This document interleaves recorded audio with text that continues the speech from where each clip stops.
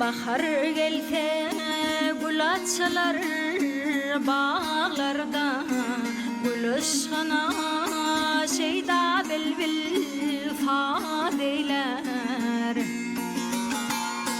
Mergellerime etkeni koca dağlarda, tava yeli öter ötmez ne deyler.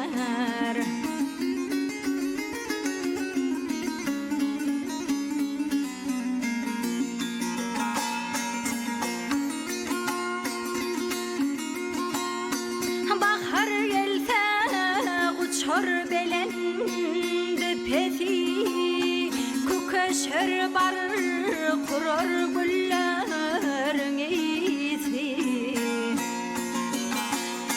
Asmana yanlanar kuşların sesi, bağışı tutar çalar hoş ova deyler.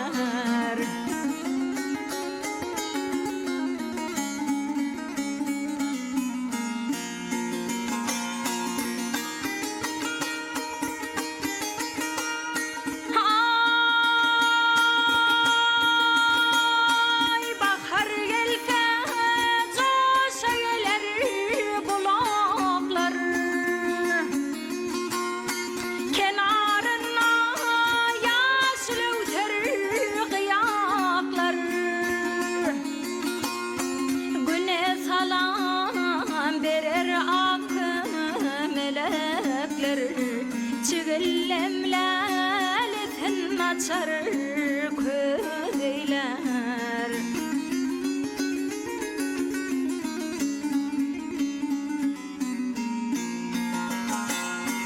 Bahar gelse sayrar şahirin tili, aşık mağşuğuna bağışeder gülü.